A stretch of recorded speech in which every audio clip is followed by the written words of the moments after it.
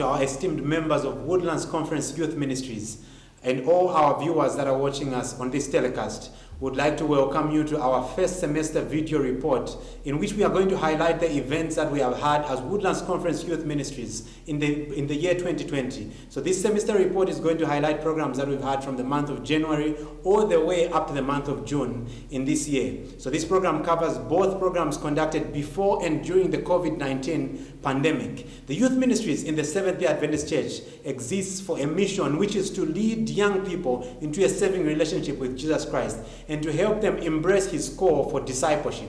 In order to do that, there are certain core values by which we exist as young people, and these are accountability, we have performance, we have integrity, standards, as well as spirituality.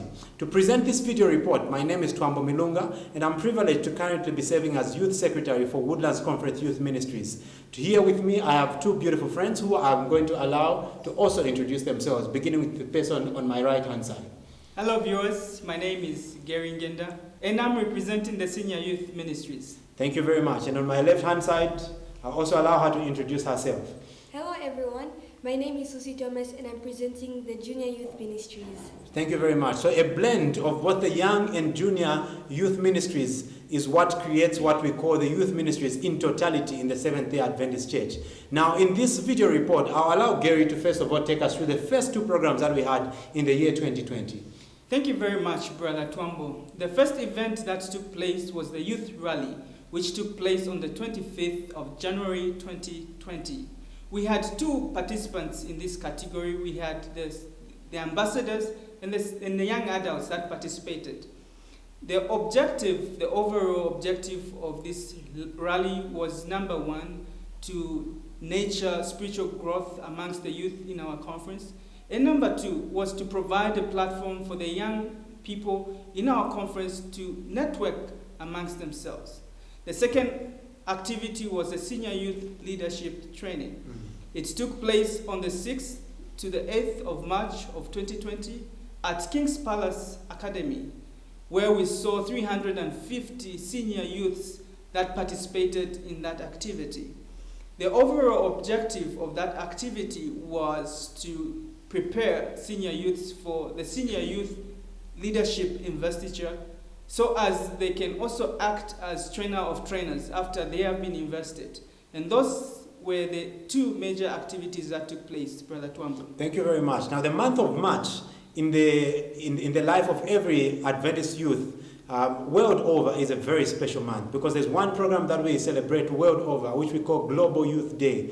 A day on which, as young people, on a Sabbath, instead of going to church as per our custom, we instead go into different communities, and through acts of charity, we intend to be the sermon to the different people or different target groups that we pick. This year's theme was I Care, but unfortunately, we could not go on with our program as planned due to the disruption that came about because of the COVID-19 pandemic. However, as much as that may be the case, we still encourage all the young people to brighten the corner in the respective communities that they live in and be the sermon to every person with whom they come in contact. The next two programs, Susie, could you tell us a bit more about the Pathfinder Camporee and the Church Heritage Exams? For sure. Well, on the Pathfinder Camporee, on a sad note, our time management was greatly disrupted due to the pandemic, as we all know.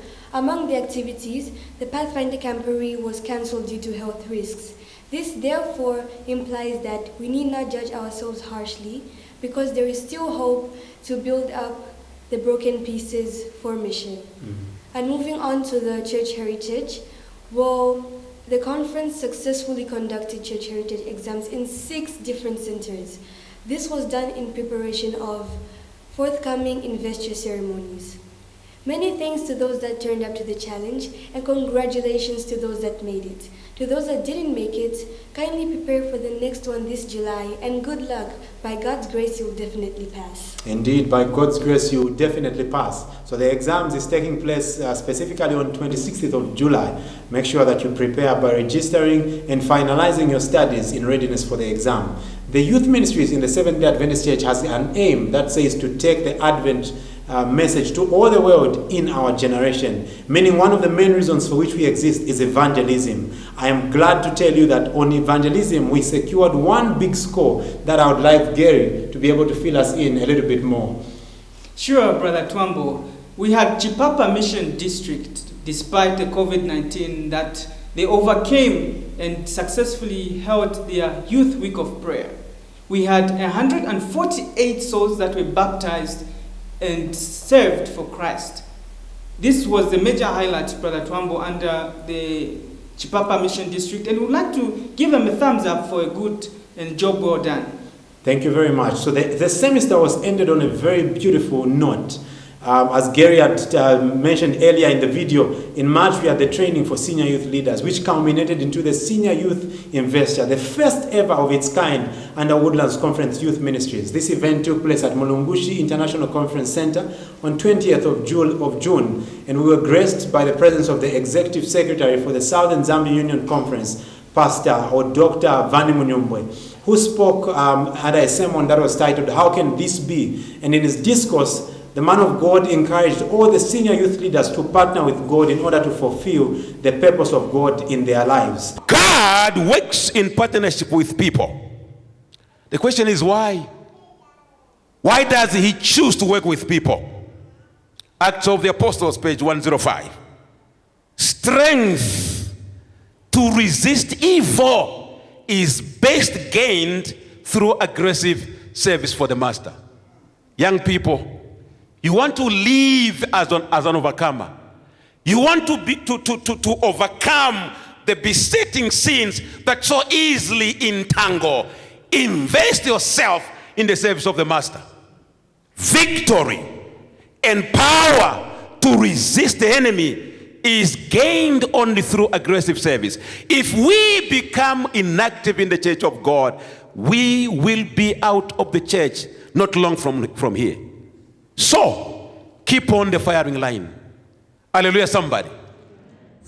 So this has basically been the programs that we've had as Woodlands Conference from January up to June of this year. And one of the things that I'm also glad to announce is that regardless of the challenges faced due to the COVID-19 pandemic, as a conference we have also enjoyed a steady growth in terms of the numbers where the youth ministries is concerned. And therefore at this period of time, we are going to fill you in on the statistics of Woodlands Conference Youth Ministries, beginning with the junior youth ministries. Susie, could you fill us in on the numbers of adventurers as well as pathfinders? Oh, thank you.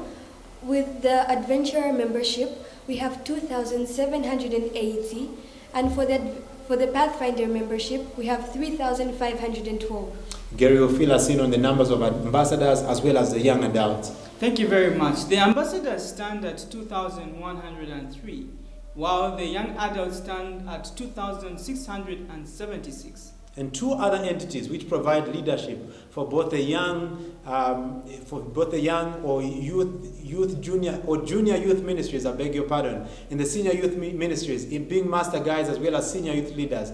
Master guides, we have a total number of 462, and we have a total number of 262 senior youth leaders in the whole lot of Woodlands Conference. And as we come towards the end of this report, we are going to briefly highlight on some of the challenges that we have faced in the first 6 months of this year, and allow Gary to tell us the challenges that we have faced as a ministry. Thank you very much. There are two major challenges that the ministry has faced this year. The first challenge is the COVID-19 pandemic, which has halted the activities that were planned for this year. The second challenge is that the lack of youth participation in their local church. But Twambo, these two mark the two major challenges that we are facing as a conference. And as a way of responding to the two challenges that we have faced as a conference, we are recommending to you two possible solutions to the challenges that have been mentioned by my brother. The first recommendation is we are challenging as well as encouraging youth leaders out there to develop innovative and new ways of conducting their programs. perhaps you may not be able to meet as you have been meeting in the past. You can develop new challenges and new ways in which you can be able to address the challenges that have been brought about by the COVID-19 pandemic. The second recommendation is we are encouraging you to make the local church as a youth participation center. So this appeal goes to elders and local administrations in the respective local churches to give a platform to young people to express themselves and develop leadership, even as they continue to be members who are going to give a positive contribution in the local church. As we come towards the end of this semester video report, I'm going to invite on stage our youth director, Pastor Joy Shangala, and our chairman, Elder Joseph Kalange, as we are going to end this ceremony in a beautiful way. From me, I love you and I wish you God's blessings for the rest of the 2020 year. God bless. It's been wonderful. The first semester for 2020 is done, and this team has been wonderful.